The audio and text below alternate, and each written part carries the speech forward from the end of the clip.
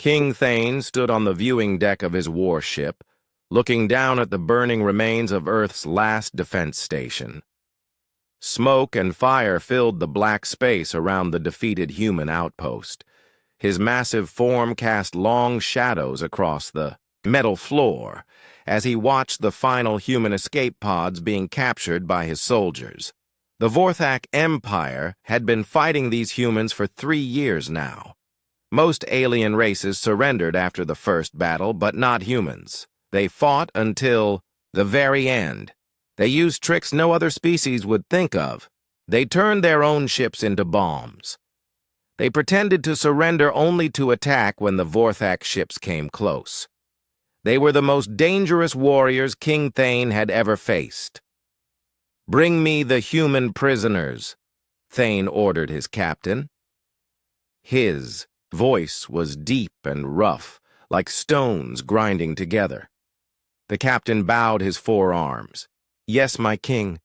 We caught 12 of them alive." Thane nodded. 12 humans. Most would be executed, but one might be useful. His daughter Nira was becoming a problem. At 25 years old, she should be ready to rule part of his empire. Instead, she spent her time reading books and helping sick servants. She was too soft, too kind. The other Vorthak nobles whispered that she was weak. This worried King Thane. The Vorthak Empire ruled 17 star systems through fear and strength. A weak ruler would lose everything their family had built over centuries. Nira needed to become harder, more cruel. She needed to learn that mercy was weakness. The prisoners were brought to the throne room in chains. 11 of them looked beaten and afraid. But one stood straight, his dark eyes filled with hate. This human was different. His name tag read, Captain Day-Ho. He had short black hair and scars on his hands from fighting. Even chained up, he looked ready to attack. "You are Captain Day-Ho," King Thane said, looking down at the human from his tall throne. "I am," Day-Ho replied. His voice was calm but angry.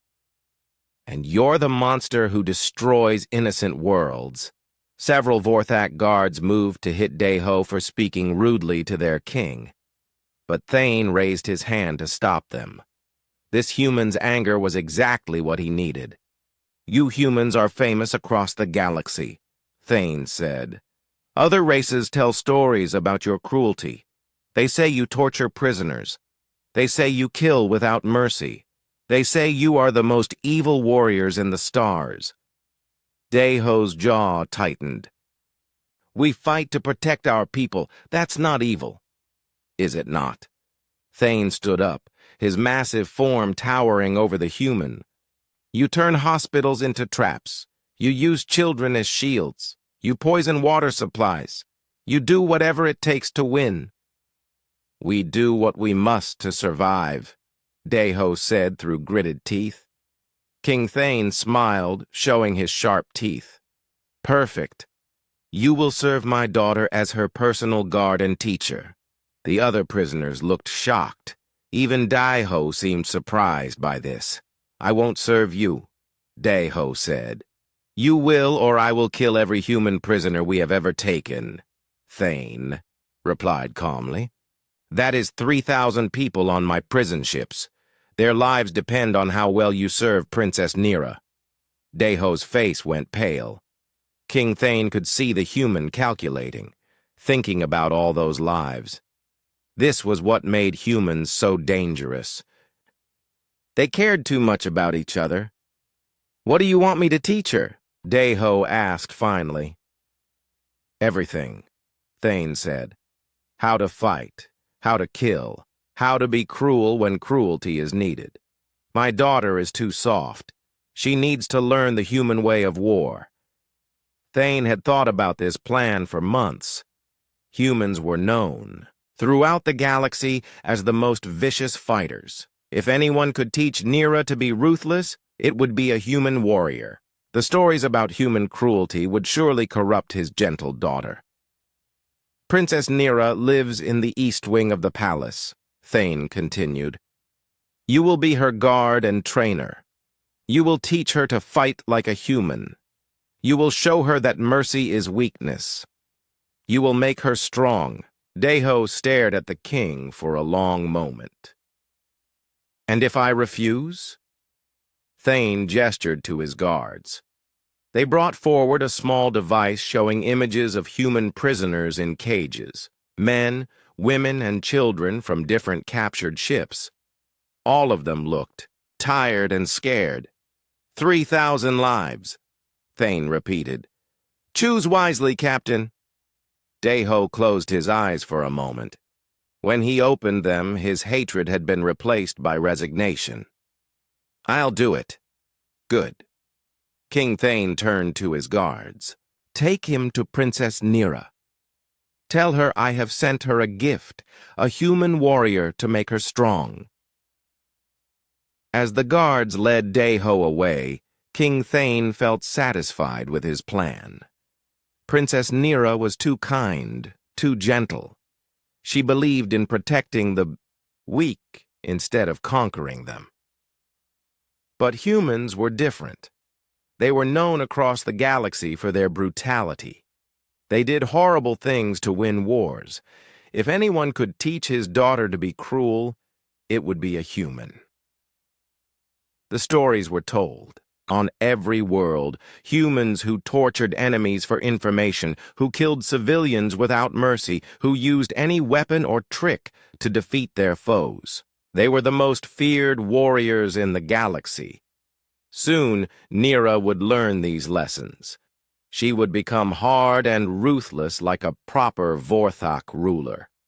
The human would corrupt her gentle heart and turn her into the strong leader the Empire needed. Thane walked to his private chambers, already planning how this would work. In a few months, his daughter would be transformed. She would learn to rule through fear instead of kindness. She would become the warrior princess the Empire required. Other Vorthak nobles would stop whispering about weakness. Nera would be ready to command armies and conquer worlds. The human's evil influence would make her strong. King Thane looked out at the stars through his window. Somewhere out there, his daughter was about to meet her new teacher. Soon, she would learn the human way of war. Soon she would become everything he wanted her to be. He had no idea how wrong he was. 3,000 human lives hung in the balance, and Captain Deho was being forced to train an alien princess. But humans were not what the galaxy believed them to be. Their strength did not come from cruelty. It came from something else entirely. Something that would change Princess Nera in ways her father never expected. Something that would transform not just a sheltered princess, but eventually an entire empire. The king's plan was about to backfire in the most spectacular way possible. Deho walked through the palace halls, his chains replaced with simple metal bands around his wrists. 2 Vorthak guards flanked him on each side, their weapons ready. The palace was huge, with walls made of white stone that seemed to glow with inner light. Paintings of famous Vorthak warriors covered the walls, showing battles from across the Empire's history. The princess lives here, one guard said, pointing to large doors decorated with silver patterns. She is expecting you. Deho nodded. He had spent the walk preparing himself for what he might find. Based on King Thane's words, Princess Nera was probably a spoiled, weak girl who had never faced real hardship. The king wanted Deho to make her cruel and ruthless. The problem was that Deho had no intention of doing that. He would protect the 3,000 human prisoners by serving as the princess's guard, but he would not corrupt an innocent person. There had to be another way. The guards opened the doors and pushed him inside. The room beyond was not what Deho expected. Instead of luxury and decoration, he found a simple space filled with books, maps, and military reports. A young Vorthak woman sat at a wooden desk, reading from a thick manual. She had the typical Vorthak features: tall, strong build, gray-blue skin, and 4 arms. But her face was softer than most of her species. Her eyes were intelligent and kind. She looked up when he entered. "You must be Captain Deho." I am Princess Nira." Her voice was calm and respectful. She spoke his language well with only a slight accent. This was not the spoiled Princess Deho had expected. "Your Highness," he said, giving a small bow. The guards had told him this was proper. Nira stood up and walked around the desk. She was tall, even for a Vorthok, but she moved carefully as if she was always thinking about not frightening others. "Please, just call me Nira. We will be working together, so formal titles seem unnecessary." Deho blinked in surprise. "Working together? My father says you are here to teach me to fight," Nira said. She gestured to the books on her desk. "I have been studying human military tactics since I learned you were coming. Your species has some very interesting strategies." Deho looked at the books. They were detailed studies of human battles, written by Vorthak military analysts. But these were not the cruel, evil tactics King Thane had spoken about. These books focused on human defensive strategies, how humans protected civilian populations during wars, and how human soldiers often sacrificed themselves to save others. "You've been studying these?" Deho asked. "For weeks," Nira replied. "The official reports call humans brutal and evil, but when I read the actual battle records, I see something different. I see soldiers who fight desperately to protect their people. I see warriors who refuse to abandon the weak, even when it would be easier to run." Deho stared at her. This princess understood things about humans that even some humans did not understand. "Your father wants me to teach you to be cruel," he said carefully. Nira's expression became sad. "I know. He thinks I am too soft to rule. He believes that strength comes from fear, that a good leader must be willing to hurt innocent people." "And what do you believe?" Deho asked. "I believe that true strength comes from protecting those who cannot protect themselves," Nira said firmly. "I believe that a good leader serves their people, not the other way around. I believe that cruelty is weakness, disguised as power." For the first time since his capture, Deho felt hope. This was not a spoiled princess who needed to learn cruelty. This was someone who already understood what real strength meant. "Will you teach me?" Nira asked. "Not how to be cruel, but how to be strong. How to protect people the way humans do." Deho looked around the room again. Now he noticed things he had missed before. There were medical supplies in one corner. Nira had been treating injured servants. There were letters from common people asking for help with problems the local governors had ignored. There were plans for improving living conditions on conquered worlds. "You really want to protect people," he said. "More than anything," Nira replied. "But I don't know how. I've read about fighting, but I've never actually learned to fight. I've studied strategy, but I've never led soldiers in battle. My father is right about one thing. I am not ready to rule, but not because I'm too kind, because I don't know how to be kind and strong at the same time." Deho made his decision. He would teach this princess, but not what her father wanted. He would teach her the real human way of war, not cruelty, but protection. Not conquest, but defense. Not fear, but courage. All right, he said. I'll teach you, but we do this my way. Nira's face lit up with hope. What will you teach me first? First, we need to get you in fighting shape, Deho said, looking at her carefully. You're strong, but strength alone isn't enough. You need to be fast, flexible, and smart. Most importantly, you need to think differently about fighting. What do you mean?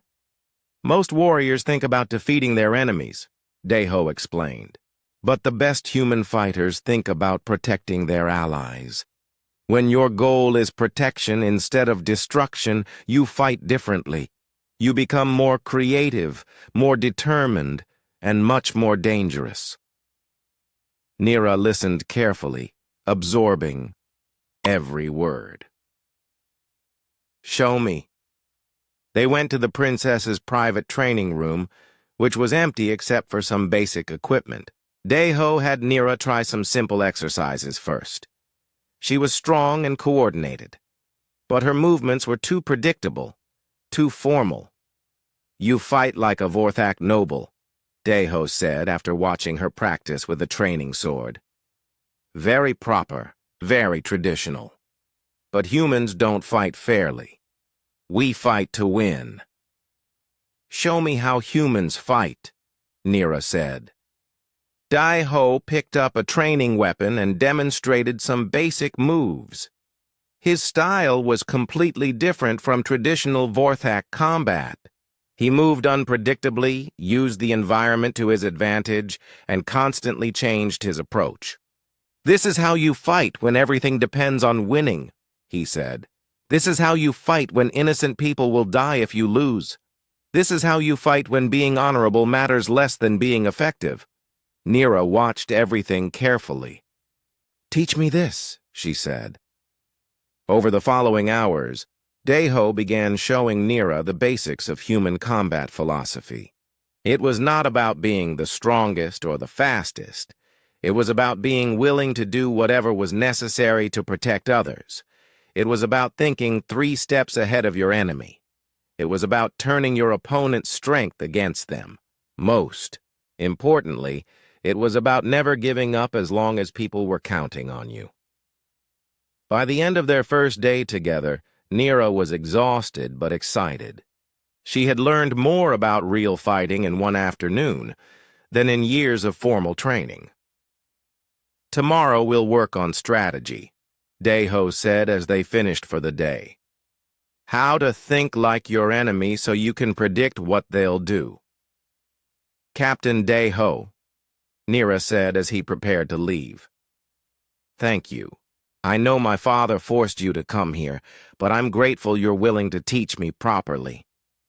Deho nodded. Just remember, the goal is always to protect people. Everything else is just technique. As he was escorted back to his quarters, Deho felt something he hadn't felt in years. Purpose. He was not just serving as a guard to save human prisoners. He was training someone who might actually make the galaxy a better place. King Thane wanted his daughter to become cruel and ruthless. Instead, she was going to become something much more dangerous. She was going to become a protector. 3 months had passed since Deho began training Princess Nira. The change in her was remarkable. What started as basic combat lessons had grown into something much more comprehensive. Every morning they practiced fighting techniques. Every afternoon they studied strategy and tactics. Every evening they discussed the philosophy of protection versus conquest. Nira was a fast learner. She absorbed everything Deho taught her about human military thinking. More importantly, she understood why humans fought the way they did. She learned that human warriors were not cruel because they enjoyed violence. They were effective because they could not afford to lose. When you fight to protect others, failure is not an option, Deho explained during one of their training sessions. That desperation makes you creative. It makes you willing to try things others would never think of. Nira practiced this mindset. Every day, Instead of thinking about defeating opponents, she imagined protecting helpless people behind her. The change in her fighting style was dramatic. She became unpredictable, adaptive, and incredibly determined. But Daeho did not just teach her to fight. He taught her to think like a human strategist. He showed her how humans analyze their enemies, looking for weaknesses and patterns. He explained how humans used psychological warfare, making their opponents doubt themselves. Most importantly, he taught her how to turn an enemy's strength into their weakness. "Your species values honor above everything," Daeho said one day, as they studied battle plans. "That can be used against Vorthak enemies. An honorable opponent will always do the predictable thing. A human will do whatever works." Nira nodded, making notes. "So if I'm fighting someone who values honor, I can predict their actions by thinking about what would be most honorable for them to do." "Exactly.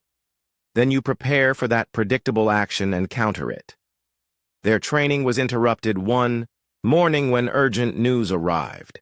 Pirates had attacked the Kalani system, one of the Empire's border territories. The local defense force had been overwhelmed, and thousands of civilians were trapped on the planet's surface, while the pirates looted everything of value. King Thane called an emergency meeting in the throne room. All the senior military commanders attended, along with Princess Nira and several other members of the royal family. "The situation is simple," King Thane announced. "Pirates are stealing from Imperial territory. We must respond with overwhelming force to show others what happens when they challenge the Vorthak Empire." General Krix, the king's most trusted military commander, stepped forward. "I can have 3 battle fleets there within 2 days, my lord. We will destroy every pirate ship and execute any survivors." "What about the civilians on the planet?" Nira asked. General Krix looked at her with barely hidden contempt. "Collateral damage is inevitable, Princess. We cannot let concerns about a few thousand civilians prevent us from making an example." "A few thousand lives," Nira repeated, her voice cold. King Thane studied his daughter carefully. This would be a good test of her progress. Had the human corrupted her gentle nature as planned? "What do you suggest, daughter?" Nira stood up, her posture confident and strong. The months of training with Daeho had changed not just her fighting ability, but her entire presence. She no longer looked like a sheltered princess. She looked like a warrior. "Give me command of the response," she said. The room fell silent. Several nobles exchanged surprised glances. Princess Nira had never asked to lead a military operation before. General Krix laughed. "With respect, Princess, you have never commanded troops in battle. This situation requires experienced leadership." "Then I will take Captain Daeho as my military advisor," Nira replied calmly. "His expertise in human tactics will be valuable." King Thane was intrigued. Perhaps his plan was working after all. Perhaps the human had taught his daughter the ruthlessness she needed. "Very well. You may lead this operation, but if you fail, the responsibility will be entirely yours." "I understand," Nira said. Within 6 hours, Princess Nira was aboard a fast battlecruiser heading for the Kalani system. Daeho accompanied her, along with a small force of elite Vorthak soldiers. General Krix had been furious about being excluded, but the king had supported his daughter's decision. During the journey, Nira discussed her plan with Daeho. It was not what anyone expected. "The pirates are using standard hit-and-run tactics," she explained, pointing at intelligence reports. "They strike fast, steal everything valuable, and leave before military forces can respond. But they have a weakness." "What's that?" Deho asked, though he suspected he knew her thinking. "They're bullies," Nira said. "They prey on the weak because they can't face real opposition. Their entire strategy depends on avoiding fair fights." "So what do you plan to do?" Nira smiled, and for a moment she looked very much like her father. But there was no cruelty in her expression, only determination. "I'm going to give them exactly what they don't expect. A fair fight."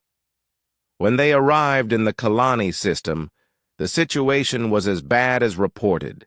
5 pirate ships were in orbit around the main planet, systematically looting the surface. The local defense force had been destroyed, and millions of civilians were trapped in their cities while the pirates took whatever they wanted. Most military commanders would have attacked the pirate fleet directly. But Nira had learned from Deho that the best human strategies were often indirect. Instead of engaging the pirates in space, she took her ship down to the planet's surface. She landed in the capital city and immediately began organizing the civilian population. Using tactics Deho had taught her about guerrilla warfare, she turned ordinary citizens into an effective resistance force. "We're not going to run from these pirates," she announced to the gathered crowd. "We're going to make them wish they had never heard of the Kalani system." The civilians were inspired by her confidence. Here was a member of the royal family willing to stand and fight alongside them instead of hiding in safety. Within hours, Nira had organized them into coordinated teams. Some groups focused on evacuation and medical care. Others gathered intelligence about pirate movements. Still others prepared ambushes and traps. But Nira's real genius was psychological. She had Deho help her hack into the pirates' communication system. Then she began broadcasting messages directly to the pirate crews. "I am Princess Nira of the Vorthok Empire," her voice echoed through every pirate ship. "You have made a mistake coming here, not because you're stealing from my father's territory, but because you're hurting innocent people, and I don't allow that."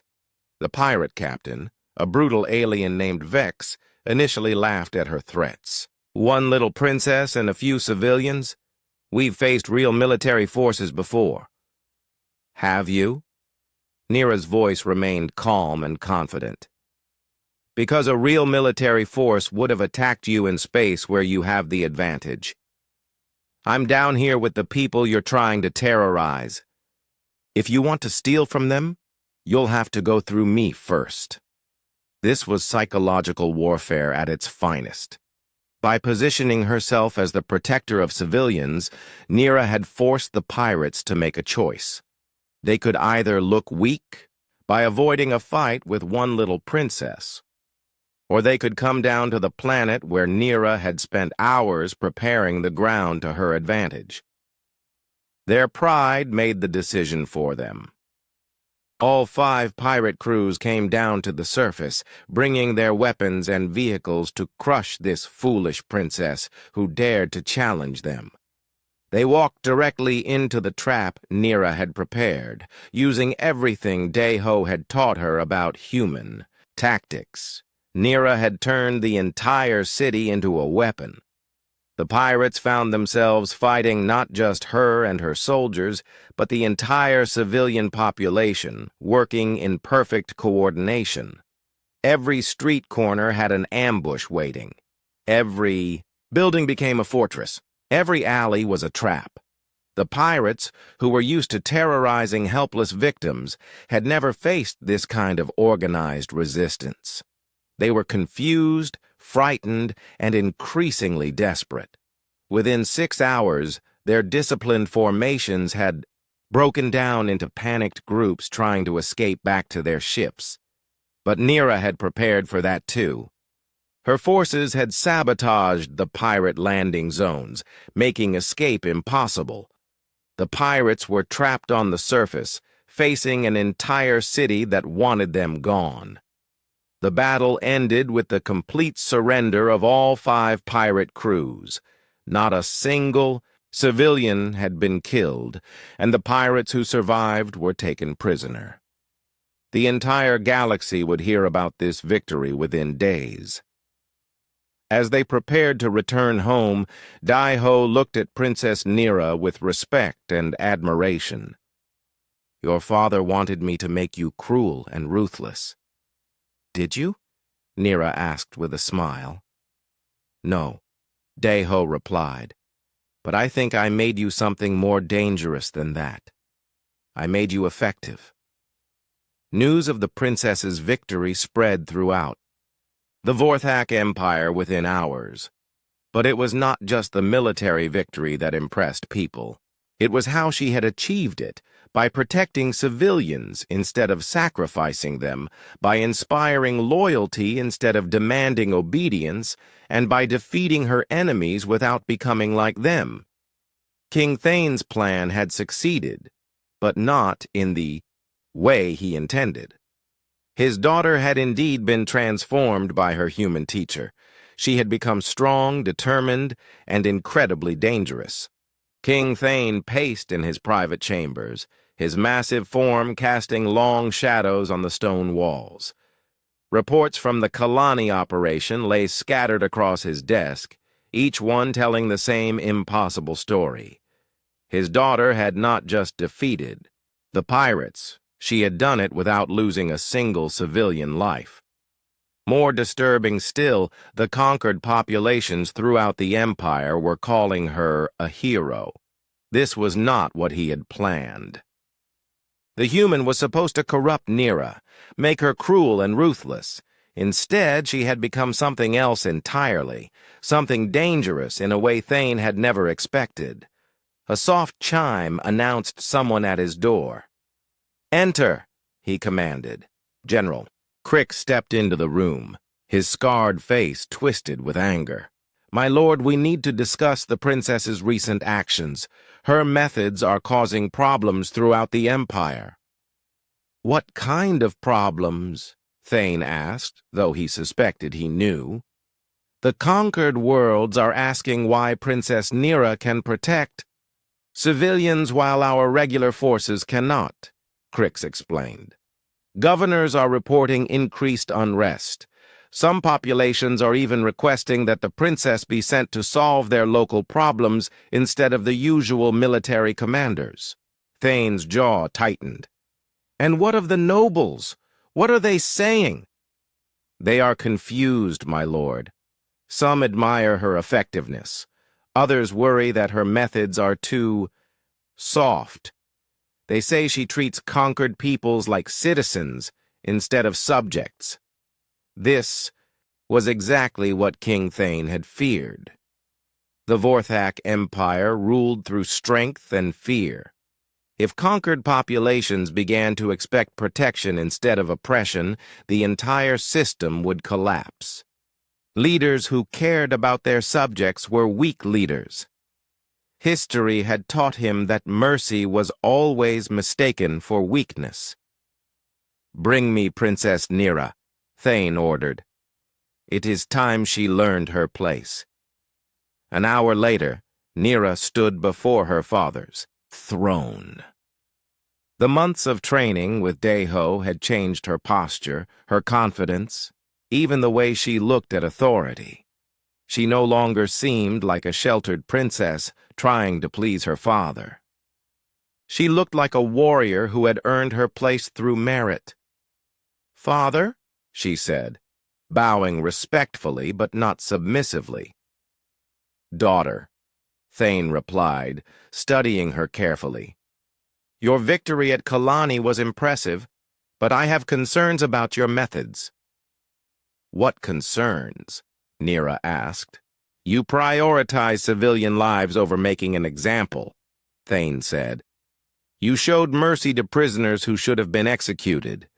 You treated conquered subjects like they deserved protection instead of punishment." Nira's expression remained calm. I achieved complete victory with minimal casualties.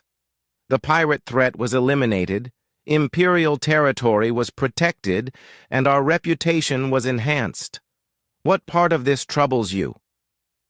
The part where you forgot who you are, Thane said, his voice growing colder.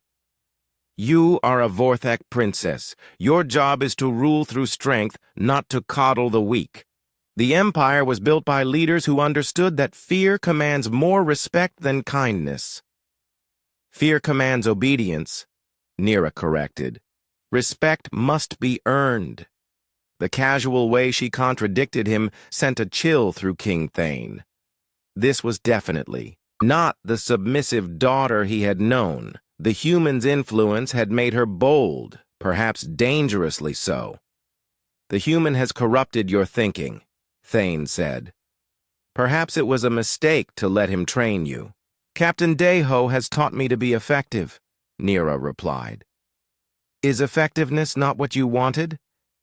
I wanted you to be strong. Instead, you have become sentimental. I have become strategic, Nira said firmly.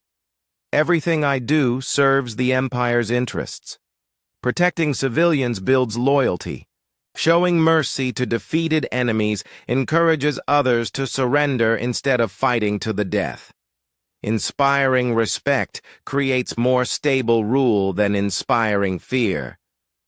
King Thane stood up from his throne, his massive presence filling the room. You question the methods that built this empire. You question traditions that have served us for centuries. You question me. I question methods that are no longer effective, Nira said, without backing down. The galaxy is changing, Father. The old ways of ruling through terror are becoming counterproductive. Fear breeds rebellion. Protection breeds loyalty. Enough! Thane's voice echoed through the chamber. You will cease this philosophical nonsense. Immediately.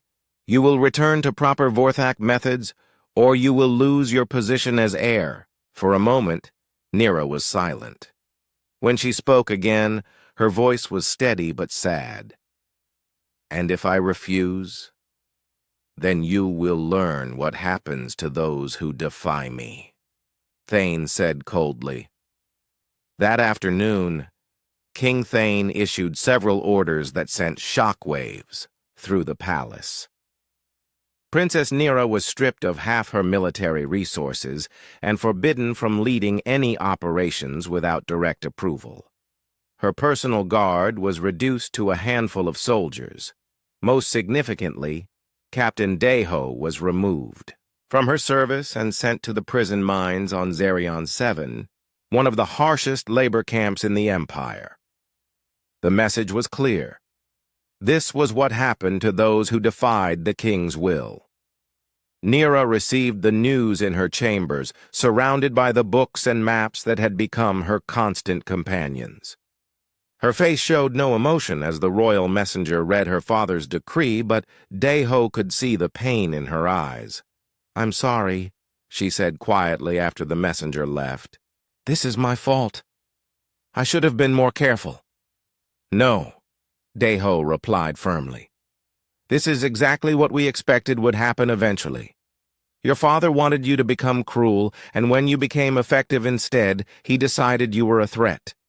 He's sending you to Zerion 7, Nira said, her voice tight with controlled anger. That place is designed to break people. I know. Deho looked at her steadily. But remember what I taught you about human resilience. We don't break easily. And neither do you. What am I supposed to do without your guidance? Nira asked. Everything I taught you is already in your head, Deho said. You don't need me to tell you how to protect people. You don't need me to show you how to think strategically. You've learned to be strong in the right way. Trust yourself. Guards arrived to escort Deho away. As they placed chains on his wrists, he turned back to Nira one last time. Remember, he said, the goal is always to protect people. Everything else is just technique. After Daeho was taken away, Princess Nira sat alone in her chambers for a long time. Her father had taken away her resources, her authority, and her teacher. He expected her to submit, to return to being the obedient daughter she had been before. But Nira had learned too much to go back to being helpless. More importantly, she had learned the most important lesson Daeho could teach her: how to think like a human. Humans, she had learned, were at their most dangerous when they had nothing left to lose. They became creative, resourceful, and utterly determined. They found ways to fight even when all conventional weapons were taken from them.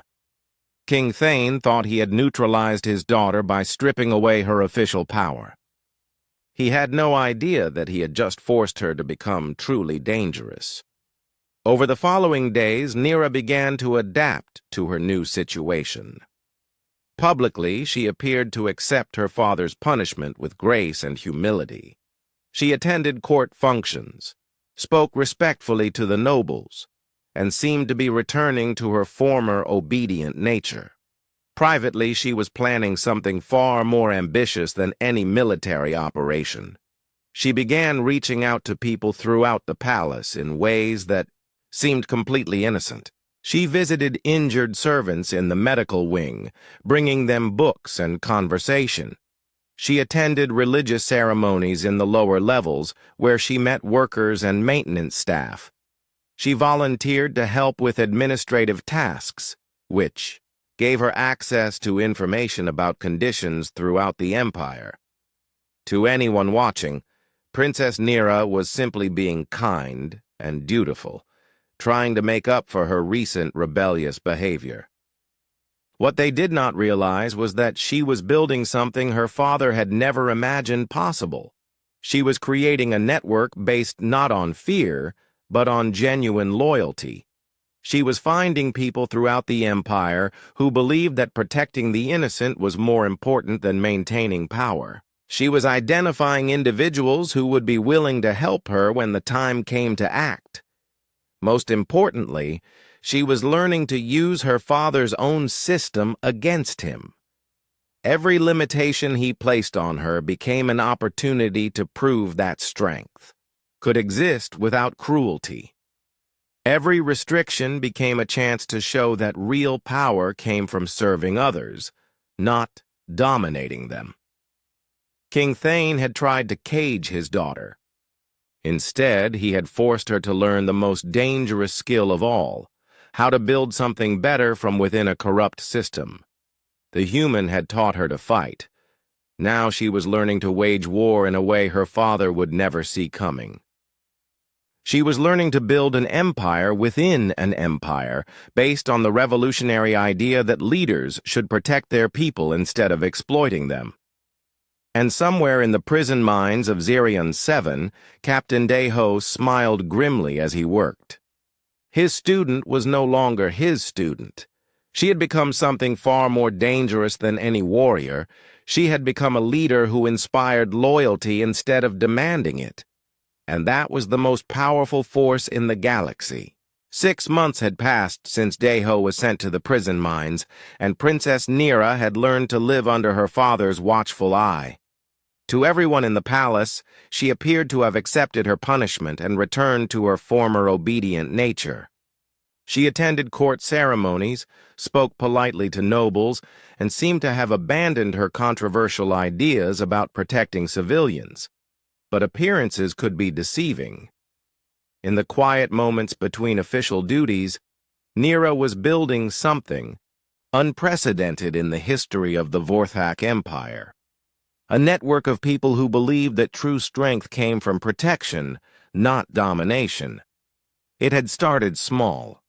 A conversation with young Me, a servant who had been injured during a pirate raid and then ignored by the medical staff. Nira had personally ensured she received proper treatment, and in return, young Me had introduced her to other servants who faced similar neglect. Then there was Jin Wu, a low-ranking communications officer who had been punished for questioning orders that would have resulted in civilian casualties. Nira had quietly arranged for his transfer to a better position, and he had become her eyes and ears within the military communication network. Slowly, carefully, Nira had identified dozens of people throughout the Empire who shared her beliefs. Servants who risked their jobs to help others, soldiers who refused to abuse prisoners, administrators who tried to improve conditions for conquered populations, medical staff who treated all patients equally, regardless of species or status. Each person she found led her to others. Each connection strengthened the network, and each new member brought skills, information, or resources that made the whole group more capable. The network operated using principles Daeho had taught her about human resistance movements. No single person knew everyone involved. Information was compartmentalized. Members used code words and subtle signals to communicate. Most importantly, everything they did appeared completely innocent to outside observers. Their first real test came when King Thane ordered the subjugation of the Kalari system. The Kalari were a peaceful species known throughout the galaxy for their art, philosophy, and dedication to nonviolence. They had never threatened anyone, but their system contained valuable mineral deposits that the Empire wanted. General Crix was given command of the operation with orders to crush any resistance and establish mining operations as quickly as possible. The method was simple. Kill enough Kalari to terrorize the rest into submission, then force the survivors to work in the mines until the resources were exhausted. When Nira learned of the plan through Jinwu's intelligence network, she felt sick. Millions of innocent people were going to die simply because they possessed something the Empire wanted. Under normal circumstances, she would have been powerless to stop it. Her father had made sure she had no official authority and no military resources. But Nira had learned from Daeho that the most effective human resistance operations never relied on official authority. They relied on people who cared enough to act. She called a secret meeting in the old servant quarters beneath the palace. 23 people attended: servants, soldiers, administrators, and technicians. Each one had proven their loyalty, not to the Empire, but to the idea that innocent people deserved protection. "The Kalari system will be attacked in 10 days, Nira announced. "General Crix has orders to kill as many civilians as necessary to establish control quickly. We cannot stop the attack, but we might be able to save some lives." "How?" asked So Young, a medical technician who had been secretly treating prisoners better than regulations allowed. Nira spread out maps and intelligence reports that Jinwu had provided. "The Kalari have no military defenses, but they do have something else, a deep understanding of their own planet's geography. If we can warn them about the attack and help them evacuate to safe locations, many of them might survive until the situation changes." "Warning them would be treason," said Minho, a young communications specialist. "Yes, it would," Nira agreed calmly, "and helping them evacuate would also be treason, and providing them with survival supplies would be treason, and establishing secret communication channels would be treason. Anyone who wants to leave can do so now, with no judgment from me." Nobody left.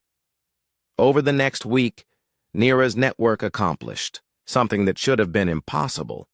Using Jinwu's access to communication systems, they sent coded warnings to Kalari leaders about the coming attack. Using So Young's medical connections, they smuggled emergency supplies to evacuation sites. Using Minho's technical skills, they established hidden communication channels that would allow the Kalari to coordinate their survival efforts. Most impressively, They made all of this look like natural disasters and equipment failures. When emergency supplies went missing, it appeared to be normal bureaucratic inefficiency. When communication systems developed mysterious glitches that helped the Kalari, it looked like technical malfunctions. When reconnaissance data about Kalari population centers became inaccurate, it seemed like clerical errors. The attack on the Kalari system proceeded exactly as General Crix had planned, except for one crucial detail: when his forces arrived. To crush the civilian population, most of the civilians were not there. Entire cities had been evacuated to underground cavern systems that the Vorthak intelligence had failed to locate. Millions of Kalari had seemingly vanished into their planet's wilderness, supplied with enough resources to survive for months. The few Kalari who were captured reported that they had received warnings about the attack through what they described as visions from their ancestors. General Crix was furious, but there was nothing he could do. He had successfully conquered the Kalari system and established mining operations, but he had failed to crush the population as ordered. King Thane was displeased, but the mission objectives had technically been achieved. What no one in the Imperial leadership realized was that Princess Nira had just saved approximately 6 million innocent lives. The success of the Kalari operation proved that the network could accomplish extraordinary things. More importantly, it proved that there were people throughout the Empire who were willing to risk everything to protect innocent lives. Word of the network's capabilities spread through careful, coded communications. Members began recruiting others, who shared their values. The network grew from 23 people to over 100, then to several hundred, spread across dozens of worlds. Each new member brought new capabilities. They found scientists who could create natural-looking disasters to cover evacuations. They found pilots who could smuggle supplies to resistance groups. They found administrators who could alter records to hide the network's activities. They found soldiers who would deliberately fail to find hidden civilian populations. Princess Nira became known throughout the network by a simple code name: the Shield. She never gave direct orders, never demanded loyalty, and never threatened punishment for failure. Instead, she provided information, resources, and coordination. She helped good people accomplish good things. The network's greatest strength was that it operated according to human principles that most Vorthak minds could not understand. Members were motivated by conscience rather than fear. They cooperated because they wanted to help, not because they were forced to. They took initiative because they cared about the outcome, not because they were following orders. This made them nearly impossible for traditional Imperial intelligence to detect. Vorthak's security was designed to catch conspiracies based on power, money, or political ambition. They had no experience with networks motivated purely by the desire to protect innocent people. Over the following months, the network intervened in a dozen similar situations. They could not prevent Imperial conquest, but they could minimize civilian casualties. They could not overthrow corrupt governors, but they could expose their crimes to higher authorities. They could not end slavery in the outer systems, but they could help slaves escape to freedom. Each success made the network stronger and more confident. Each operation taught them new techniques. Each rescued life proved that their cause was worth the risks they took. But their greatest achievement was not any single operation. It was the proof that the Empire contained thousands of people who believed in something better. Servants, soldiers, administrators, and technicians who were tired of serving a system that valued power over justice. Princess Nira had learned from Deho that humans were most dangerous when they fought for something larger than themselves. Now she was discovering that this principle applied to other species as well. When people had something worth protecting, they became capable of extraordinary things. The network was growing stronger every day, and somewhere in the prison mines of Zerion 7, Captain Day-Ho continued his backbreaking labor with a small smile on his face. He had taught Princess Nira to fight like a human. Now she was building something that would change the galaxy forever. She was proving that true strength came not from the power to destroy, but from the courage to protect. And that lesson was spreading through the Empire one person at a time. King Thane had tried to cage his daughter's compassion. Instead, he had forced her to learn that compassion backed by intelligence and determination was the most powerful force in the universe. General Crix stood in the palace war room, his scarred face twisted with rage as he studied reports from across the Empire.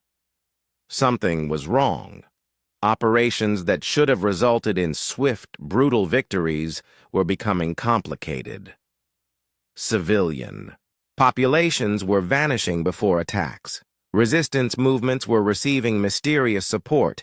Intelligence was becoming unreliable at crucial moments. Worst of all, the conquered populations were starting to whisper about someone called the Shield, a protector who helped the innocent escape imperial justice. Some even claimed this mysterious figure was connected to the royal family. Crix had served the Empire for 30 years, conquering 12 worlds through sheer brutality. He had built his reputation on the principle that overwhelming violence could solve any problem. But lately his methods were becoming less effective, and he suspected he knew why. Princess Nira, he said to himself, the name bitter on his tongue. Ever since her victory at Kalani, strange things had been happening throughout the Empire. Civilians were surviving attacks they should not have survived. Resources were appearing in places they should not have been. Information was flowing in ways that made no tactical sense. It was as if someone was systematically undermining imperial operations while making it all look like coincidence and incompetence. The more Crix studied the pattern, the more convinced he became that Princess Nira was somehow involved. Her methods at Kalani had been too perfect, too coordinated. And her recent behavior, the humble acceptance of punishment, the quiet charity work, the apparent return to obedience, it all felt like an act. 3 days later, Crix requested a formal audience with King Thane. He found the king in his private study, reviewing reports about mineral extraction from the Kalari system. "My lord," Crix said, bowing respectfully, "I need to discuss a serious security concern." "Speak," Thane commanded without looking up from his reports. "I believe Princess Nira is engaged in activities that undermine imperial operations," Crix said directly. "The pattern of operational failures across multiple systems suggests coordinated sabotage." King Thane finally looked up, his massive form turning to study his most trusted general. "That is a serious accusation. What evidence do you have?" "The evidence is circumstantial but compelling," Crix admitted. "Too many coincidences, too many convenient failures. And all of it started after the princess's victory at Kalani. My daughter has been under constant supervision since I restricted her activities," Thane said. "She has no resources, no authority, no way to influence operations across the Empire." "No, official resources," Crix corrected. "But she has something potentially more dangerous. The loyalty of people who believe in her methods." The king was silent for a long moment, considering this possibility. Finally, he spoke. "What do you propose?" "Let me challenge her to formal combat," Crix said. If she truly has been undermining the Empire, she will fight like the warrior she claims to be.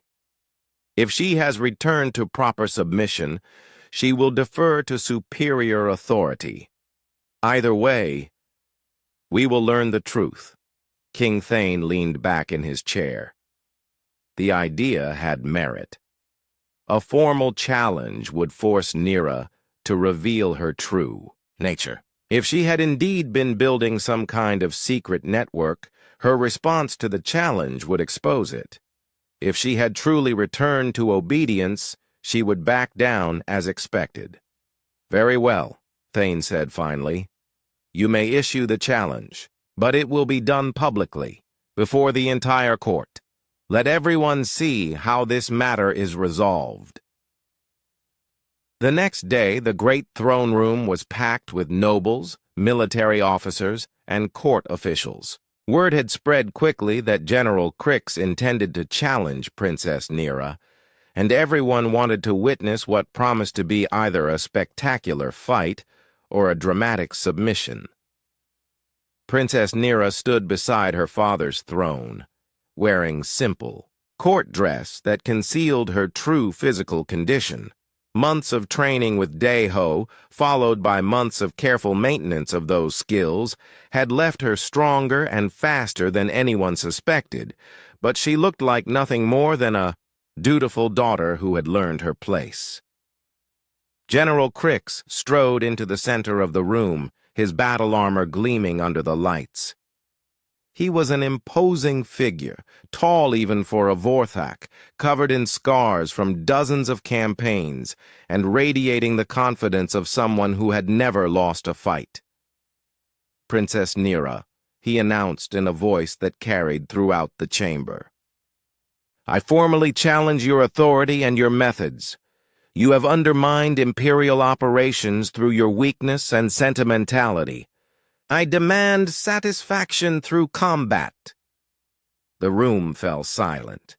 This was unprecedented, a general challenging a member of the royal family.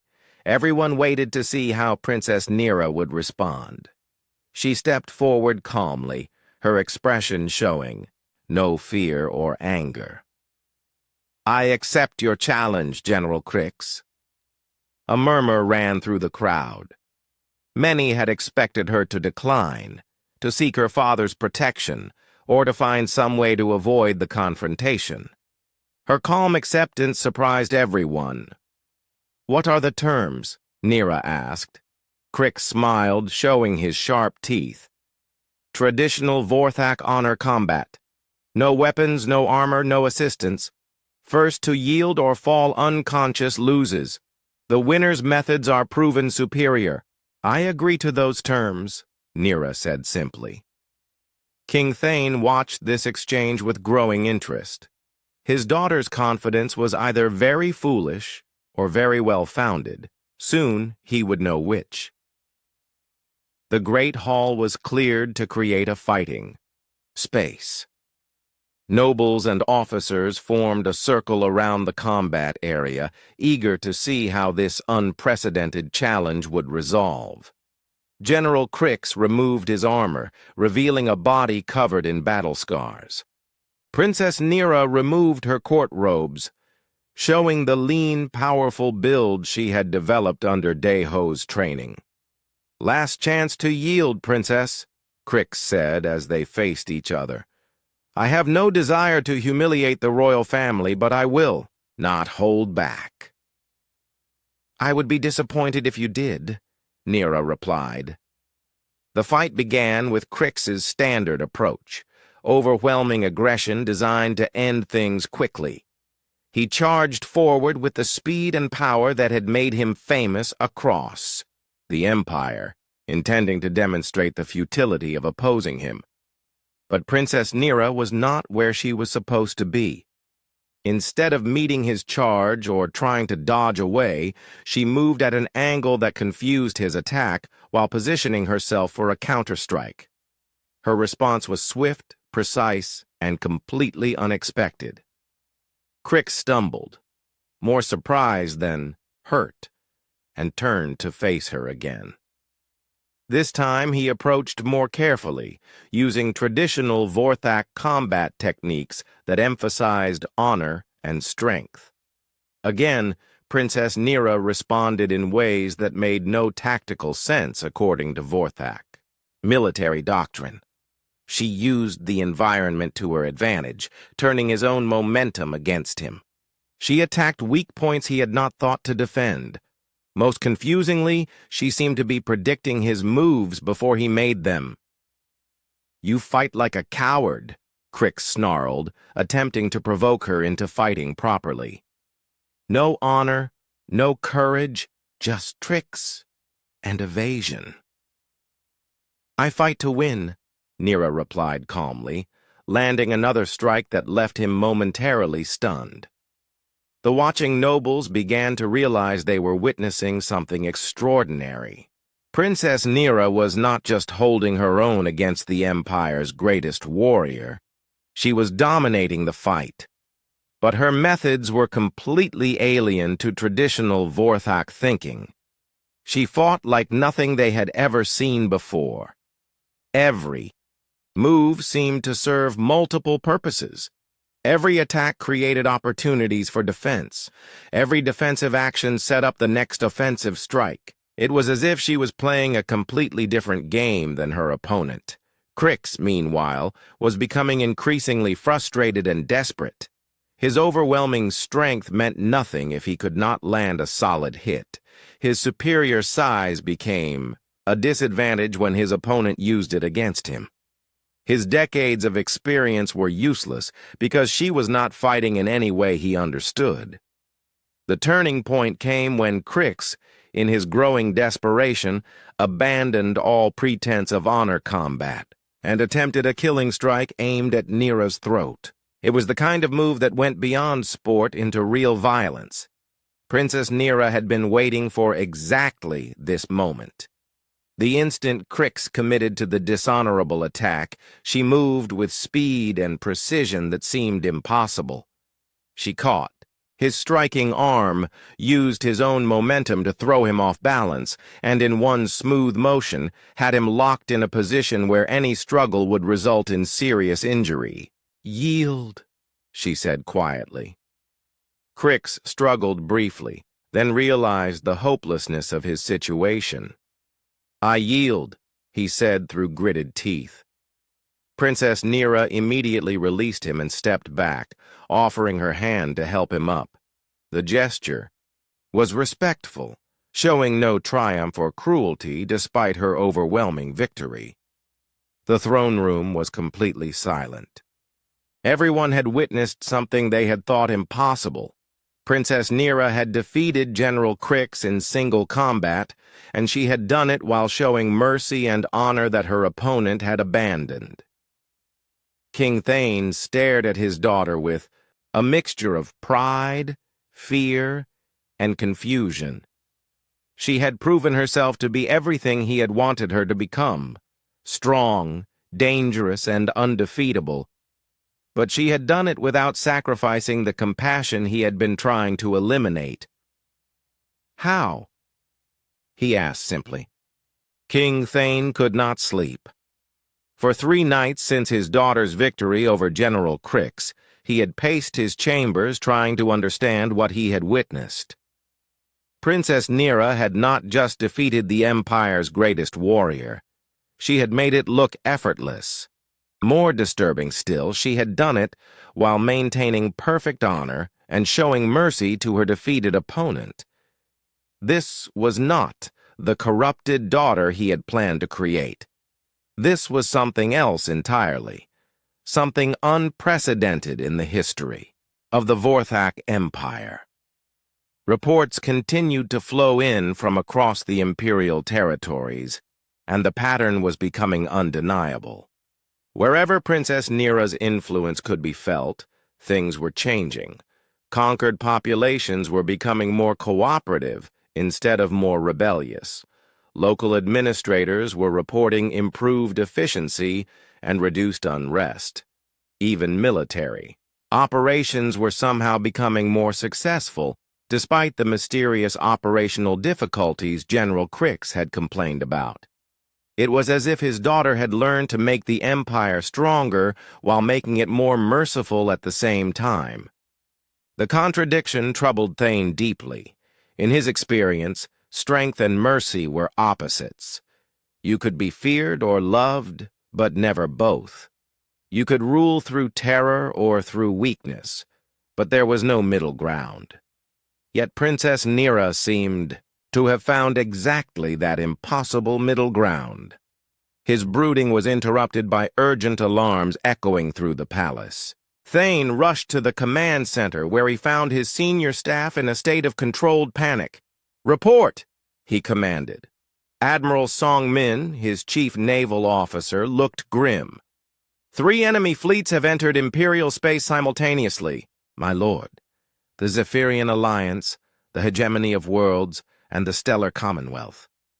They're coordinating their movements." Thane studied the tactical display showing enemy positions. "Numbers?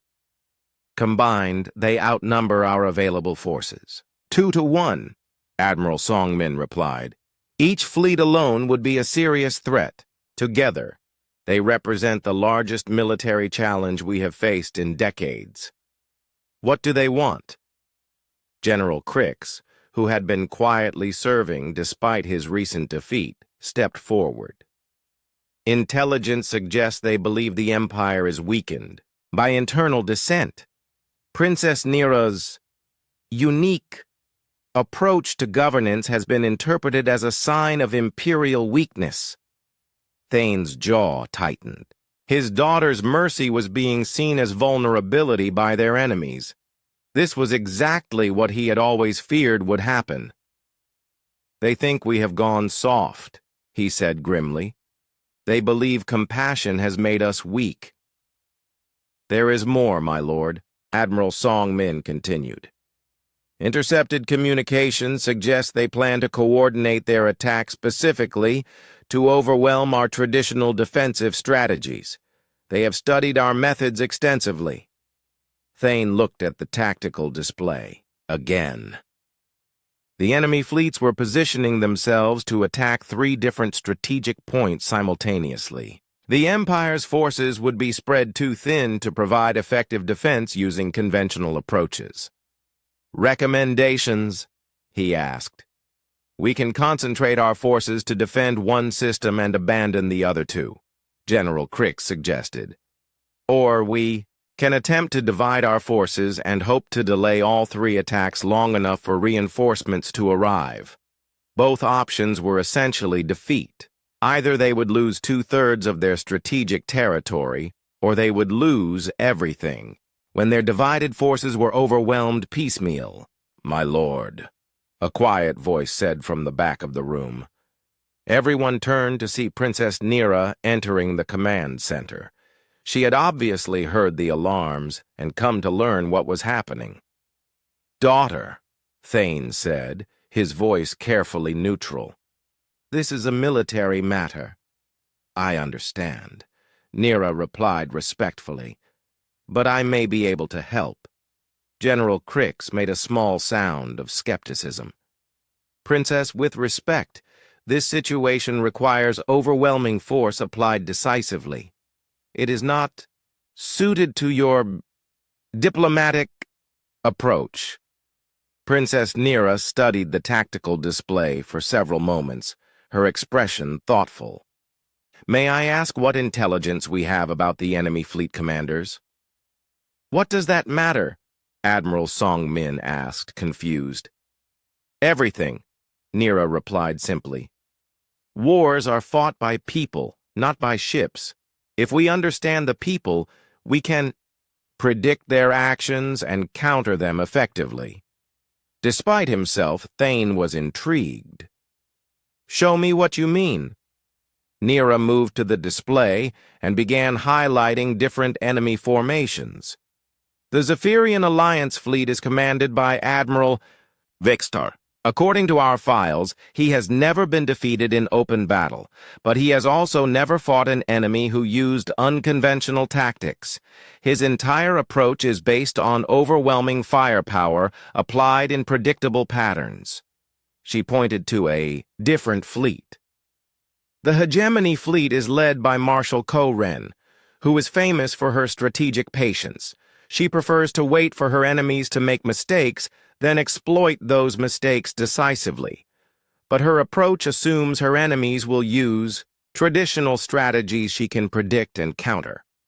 Finally, she indicated the Third Fleet. The Commonwealth Fleet answers to Admiral Jinsu, who is known for coordinating with his allies to maximize combined effectiveness. But his coordination depends on his allies acting predictably according to established protocols. Your point? King Thane asked.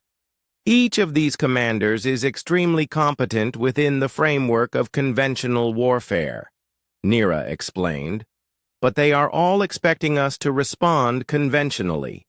They have studied our traditional methods and prepared counters for them. What they have not prepared for is something completely different. What are you suggesting? General Crix asked. Princess Nira was quiet for a moment, thinking.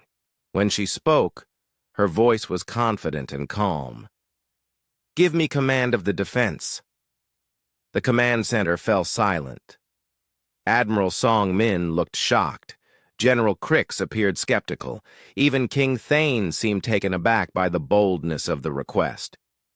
Daughter, Thane said carefully, this is not a single pirate fleet or a minor border skirmish. This is 3 major powers coordinating to destroy us. The fate of the entire empire is at stake. I understand, Nira replied. But conventional methods will not work here. You said so yourself. We are outnumbered and outmaneuvered using traditional approaches. We need something unexpected. What makes you think you can succeed where our most experienced commanders cannot? General Crix asked, though his tone was more curious than challenging. Because I learned from a human, Nira said simply. And humans do not fight fair. They fight to win. King Thane stared at his daughter for a long moment. Everything logical told him this was madness. Princess Nira had never commanded a fleet in battle. She had no experience with large-scale military operations. The enemy forces were led by some of the most capable admirals in the galaxy, but she had also done things that logic said were impossible. She had defeated General Crix in single combat. She had apparently built some kind of secret network that operated throughout the Empire without detection. She had found ways to protect civilians while making military operations more effective. Most importantly, every conventional option led to disaster. If traditional methods were guaranteed to fail, perhaps it was time to try something unprecedented. What would you need? He asked. Complete authority over all defensive operations, Nira said immediately. No interference, no second-guessing, no demands for explanations until the battle is over. And I want Captain Deho brought back from Zerion 7 to serve as my tactical advisor. The mention of the human caused several officers to exchange worried glances. King Thane's expression darkened. The human is being punished for corrupting your thinking. The human taught me everything I know about unconventional warfare, Nira replied firmly. If you want me to fight like a human, I need his expertise. Thane was silent for several minutes, weighing impossible options. Finally, he made his decision. Very well, he said. You will have command of the defense. Captain Deho will be retrieved immediately. But understand this. If you fail, the Empire falls. Everything our people have built over centuries will be destroyed. I understand, Princess Nira said calmly. But if I succeed using methods you consider too merciful, you will have to accept that strength and compassion are not opposites. You will have to accept that protection can be more powerful than conquest. King Thane nodded grimly. If you save the Empire, I will accept whatever lessons that victory teaches." As the command staff began implementing Princess Nira's authority over the defense, King Thane watched his daughter with a mixture of pride and terror. She had become everything he had wanted her to become: strong, confident, and utterly formidable. But she had become these things while retaining the compassion he had tried to eliminate. Now she was asking him to bet the survival of the Empire on the idea that mercy and strength could coexist. It was the most terrifying gamble he had ever made, but it was also, he was beginning to realize, the only gamble that offered any hope of victory. Somewhere deep in the prison mines of Zerion 7, Captain Day-Ho was being extracted by Imperial guards, who treated him with unexpected respect. His student was about to face the greatest test of everything he had taught her, and King Thane was about to learn whether his daughter's impossible philosophy could save them all. Captain Day-Ho arrived at the Imperial Command Center still wearing prison clothes, his hands bearing fresh scars from months of hard labor in the mines. But his eyes were clear and sharp, and when he saw Princess Nira coordinating the Empire's defense, he smiled with genuine pride.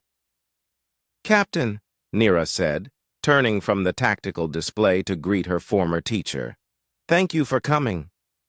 "Thank you for getting me out of that hole," Day-Ho replied. He looked at the enemy fleet positions on the display. 3 major powers, coordinating against you. Impressive. What's the plan? The plan is to do something they will never expect, Nira said. Instead of fighting them, we're going to turn them against each other. King Thane, observing from his command throne, watched this exchange with fascination. His daughter spoke to the human with the easy confidence of someone consulting a trusted advisor, not a former prisoner. The human responded with the respectful familiarity of a mentor who was proud of his student's progress. Over the next 6 hours, Princess Nira and Captain Day-Ho developed a strategy that violated every principle of conventional Vorthak military doctrine.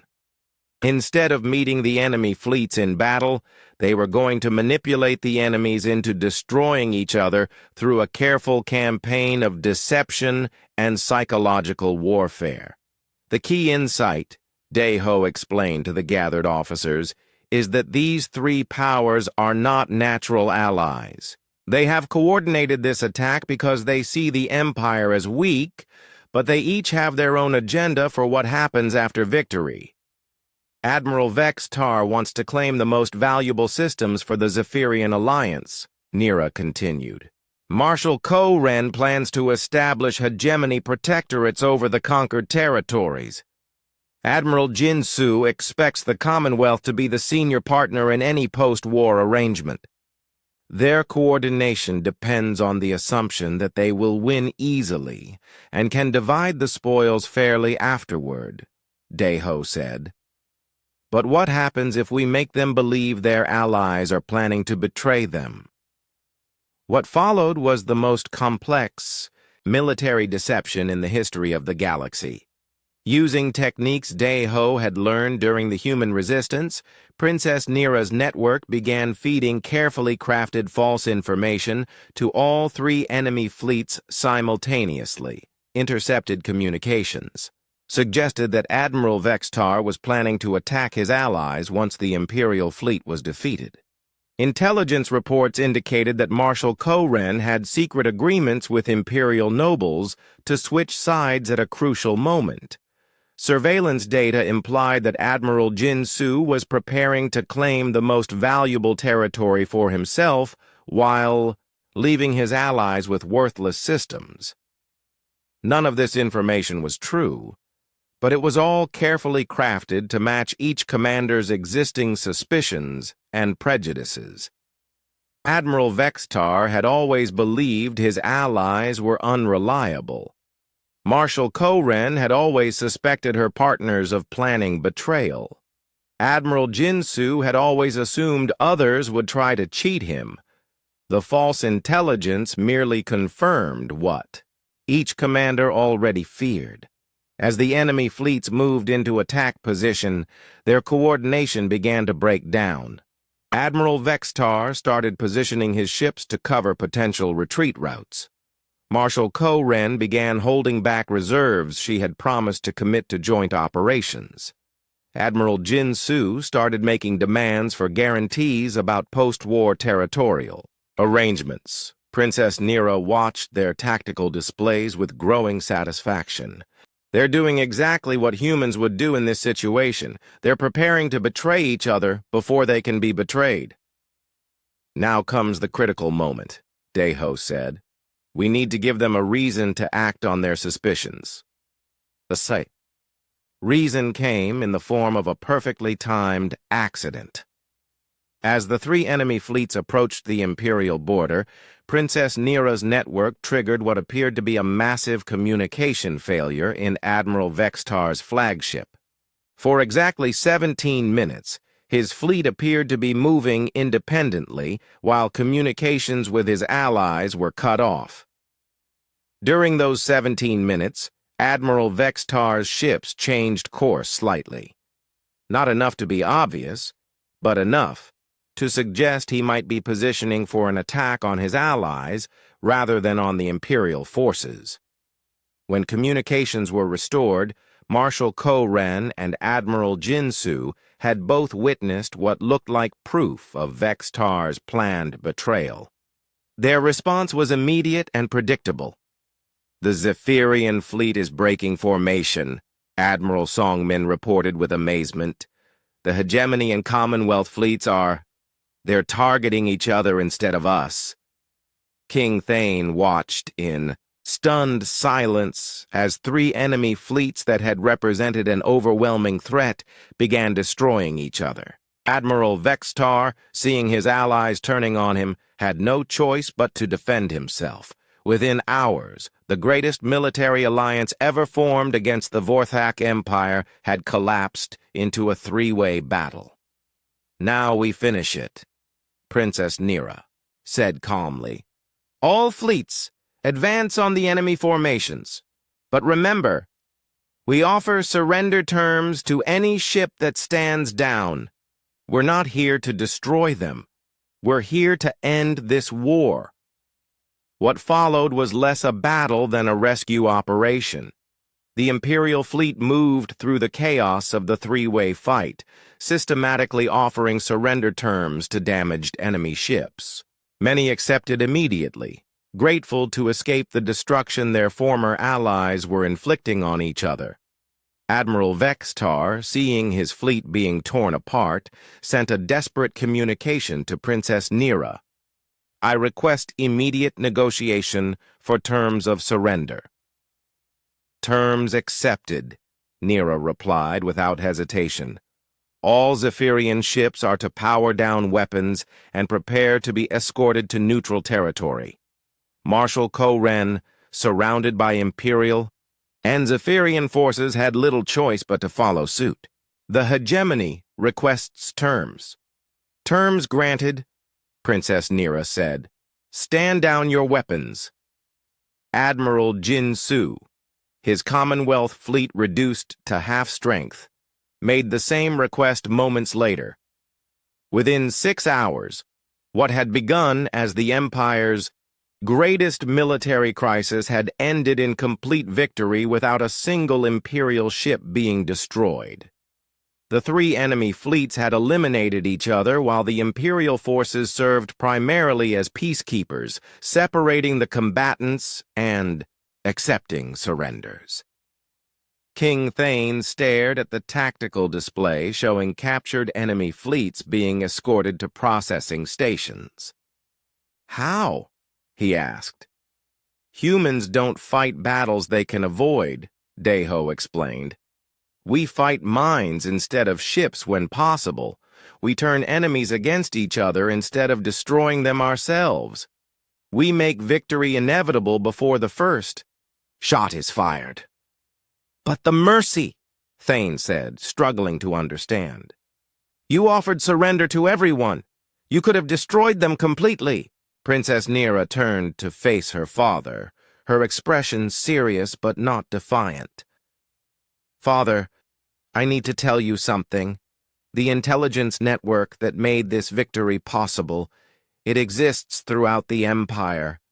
Thousands of people worked together to make this deception succeed, and every one of them did it because they believe in protecting innocent lives. King Thane felt a chill of recognition. The mysterious operational difficulties, the civilian evacuations, the improved efficiency in some sectors, that was all you. That was all us, Nera corrected. People throughout the Empire who believe that true strength comes from protection, not domination. People who learn that you can be feared by your enemies and loved by your subjects at the same time. The implications hit Thane like a physical blow. His daughter had not just built a secret network, she had built an alternative empire based on completely different principles, and it worked better than his traditional methods. The surrendered fleets, he said slowly. What do you intend to do with them? Offer them a choice, Nera replied. They can return to their home territories with their ships and a promise of non-interference, or they can join the Empire as autonomous regions with guaranteed rights and protections. They will choose to leave, General Crix said with certainty. Will he? They? Princess Nera asked. Admiral Songmin, please display the intelligence reports about conditions in the Zephyrian Alliance, the Hegemony, and the Commonwealth. The tactical display filled with data about civil wars, economic collapse, and social unrest in all three enemy territories.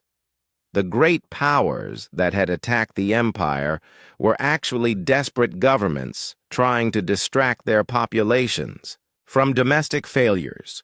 We're offering them something their own governments cannot, Nera explained. Stability, protection, and the promise that their people will be treated with dignity instead of being exploited. Over the following days, the impossible happened. 2 of the 3 defeated fleets requested to join the Vorthak Empire as autonomous regions. The 3rd requested a formal alliance with guaranteed trading rights and mutual protection agreements. King Thane watched delegation after delegation arrive at the palace, not as conquered subjects, but as potential partners seeking the stability and protection his daughter offered. Representatives from dozens of other worlds throughout the galaxy sent messages requesting information about joining this new version of the Empire. The transformation was so complete and so successful that Thane could no longer deny the evidence before his eyes. His daughter's approach was not just more merciful than traditional methods. It was more effective.